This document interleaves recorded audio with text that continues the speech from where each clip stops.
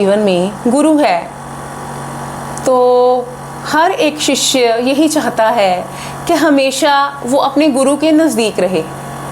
Right. लेकिन कई बार ऐसी भी परिस्थितियाँ आ जाती हैं कि हम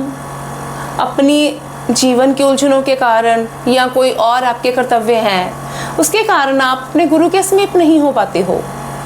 तो इस बात का आंसर ये है कि गुरु, पहले तो गुरु शब्द को समझने की कोशिश करते हैं। गुरु शब्द का अर्थ है आपको अंधेरे से उजाले की ओर लेकर जाने वाला, ठीक है। तो जो गुरु तत्व है वो आपके अंदर भी है। जो बाहरी गुरु हैं वो आपके इंटरनल जो गुरु तत्व हैं उसको इग्नाइट करने का काम करते हैं। वो हमें वो दीक्षा देकर या अपने ब्लेसिंग देकर, उपदेश देकर उस मार्ग पर चलाते हैं जिस पर चलकर यदि एक कोई डिसाइपल जो है श्रद्धा से, समर्पण से, विश्वास से उसी मार्ग पर आगे बढ़ना शुरू कर देता है तो धीरे धीरे करके क्या होता है, उसका जो अंतर का गुरु तत्व है वो प्रकाशित होता चला जाता है। फिर अगर आपको वो परिस्थितियां आएँ कि किसी कारण से आपको अपने गुरु का सानिध्य जो है वो फिजिकल फॉर्म में गुरु अगर आपके पास नहीं है तो तब क्या किया जा सकता है कि आप अपने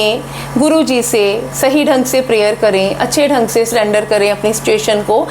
इस बात को एक्सेप्टेंस में लाएं कि अगर मुझे यहाँ पर रखा जा रहा है तो मेरी ज़रूरत यहाँ पर है, ये भी तो गुरु के हुक्म के अनुसार ही हो रहा है।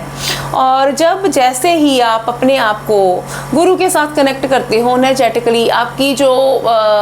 शिफ्ट है वो वहाँ तक पहुँच जाती है, तो जो भी जिस भी बात से आप जूझ रहे हो तो आपका इंटरनल जो गुरु तत्व है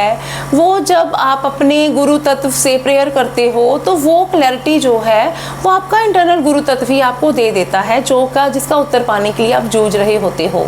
तो कहने का मतलब ये है कि गुरु गुरु ही होता है, उसका काम ही आपको अंधेरे से प्रकाश की ओर लेकर जाना है। तो चाहे वो एक्सटर्नल गुरु हो, चाहे वो आपका इंटरनल गुरु तत्व हो,